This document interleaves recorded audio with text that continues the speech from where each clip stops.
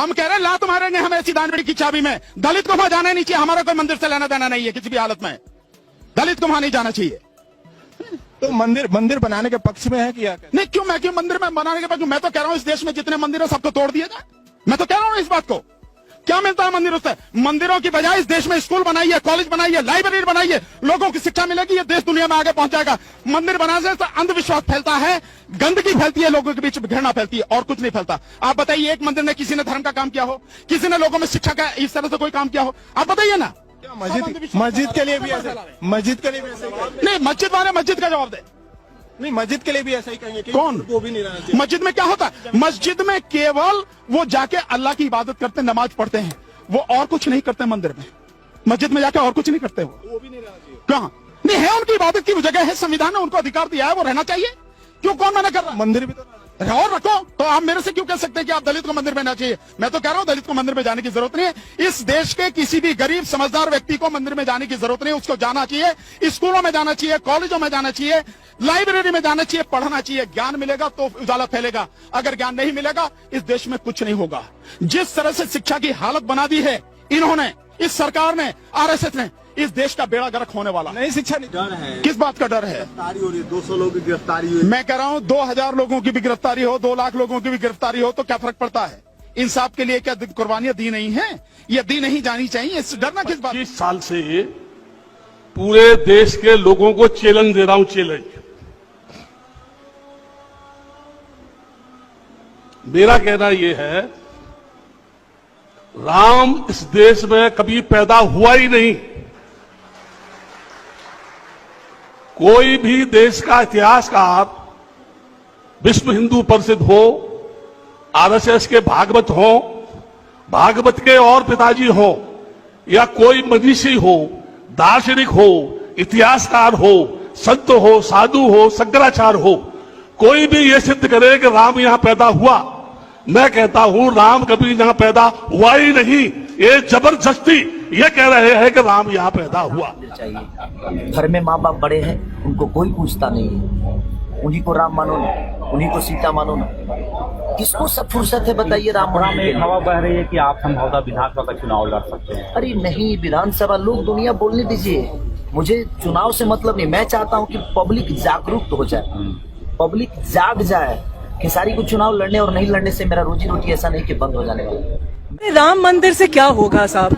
तो हमारे जब धंधे खत्म हो गए हैं, जब हमारे खेत खाली हो, हम खेती हमारी खत्म हो गई है, जब हमारे गांव खाली हो रहे हैं, तो ये मुद्दे है ना। धर्म के लिए थोड़ी बैठी है सरकार। जगह जगह लिंचिंग हो रहा है। सुएज में कितने मौतें हो रही हैं? सुएज में इस देश का नागरिक गटर में दूसरे के 5 एकड़ बोल रही है, किस आधार पर बोल रही है? तो ये कहाँ न्याय है? तो हमको तो लगता है कि सरकारी दबाव में आकर ये फैसला हुआ है। रिपोर्ट देखेंगे। फैसले से खुश है या नहीं है? हाँ? फैसले से खुश है या नहीं है? खुश भी हैं और नहीं भी हैं। राम मंदिर बनने से क्या अनएम्प्लॉयमेंट खत्म हो जाएगा, चाइल्ड मेल न्यूट्रिशन खत्म हो जाएगा, फार्मर्स डिस्ट्रेस खत्म हो जाएगा। राम ये सब इलेक्शन के लिए, क्योंकि चुनाव आ रहा है इसीलिए चिल्ला रहे हैं। देखा था वहाँ पर मंदिर, और अगर मंदिर था भी वहाँ पर, और अगर उस वक्त आज इतने सालों पहले वहाँ मस्जिद बन गई थी, तो फिर से उसे तोड़ के आप क्यों बनाएंगे मंदिर? और अगर आपको बनाना, हिंदू खतरे में नहीं है, ये देश खतरे में है। ये देश खतरे में है मोदी जी, अमित शाह जैसे लोगों से, प्रज्ञा ठाकुर जैसे लोगों से। ये देश खतरे में है। आज जो सुप्रीम कोर्ट के जज ने जो बाबरी मस्जिद पर फैसला सुनाया है, वो बहुत ही निंदनीय और भ्रष्ट है। जो राम का न कोई प्रमाण है, न कोई साक्ष्य है, न कोई इतिहास है, उस राम पर सुप्रीम कोर्ट के जज ने फैसला सुनाया है। जानते हैं ये सब दबाव में किया है सुप्रीम कोर्ट के जज ने। भाइयों से कहना चाहूंगी कि ये मंदिर के चक्कर में आप लोगों को पड़ने की कोई जरूरत नहीं, क्योंकि ये मंदिर आपको बंधुआ मजदूर बनाएगी और आने वाली पीढ़ी को गुलाम बनाएगी। और मुस्लिम भाइयों, आप लोग कान खोल करके सुन लीजिए, आज बाबरी मस्जिद की बारी है और अगला आगरा के ताजमहल की बारी होगी। ये लिख करके रख लीजिए आप लोग, क्योंकि यहाँ पे एक ही जाति विशेष का कब्जा है हिंदुस्तान। ये 2 लोग कौन हैं? जिन्होंने 92 में ढांचा तोड़ा था, बाबरी मस्जिद तोड़ी थी और 1949 की रात चोरी छुपे वहां पर मूर्ति रखकर आए थे। तो अदालत ने कहा कि ये दो काम इलीगल हैं। तो इससे जुड़े जो भी लोग हैं उनको इस फैसले से बाहर किया है और कहा है कि ये अपराधी की कतार में हैं। जो देखो जहां मंदिर खड़ा कर देता है। कभी सोचा आपने किसको बुला रहे हो आप? हैं? कभी विचार किया, कभी दिमाग लगाया कि मैंने मंदिर बना दिया?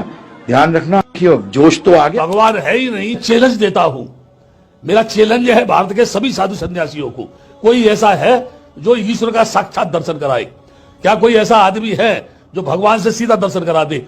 आप ये कहें कि इस देश के अंदर भव्य राम मंदिर बनना चाहिए, अरे बनाओ, कौन मना कर रहा है तुमसे जो है। लेकिन याद रखो, कल्पना की धरा के ऊपर महल खड़े नहीं होते हैं, बालू के ढेर पर बिल्डिंग खड़ी नहीं होती है, शीशे के मकान में रहने वाले दूसरों पर पत्थर नहीं फेंकती है। अगर जितने भी मान लीजिए ईश्वर के मानने वाले लोग हैं, आस्थावान लोग हैं, तो मंदिरों में से मुकुट चोरी क्यों हो जाते हैं, जेवर चोरी क्यों हो जाते हैं, खजाने क्यों चोरी हो जाते हैं?